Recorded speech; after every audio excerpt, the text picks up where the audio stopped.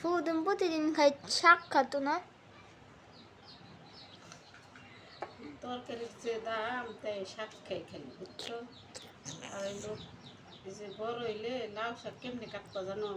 এই যে দেখো এমনি সিমটি দিলে এই যে মাকড়াসার মতো একটাই বের হয়, এই যে দেখছো এটা খালি এটা শাক কাটবা আর এমনি ছিঁড়বে।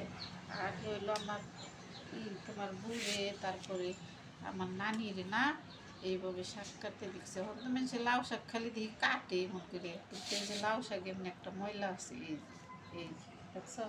তারপরে মাথায় চিমটি দিয়ে এমনি কাপড় দিবে, দিয়ে এইভাবে ছিঁড়বে, বটিতে কাটবো না। দেখছো কত সুন্দর হলো না শাকটা কাটা?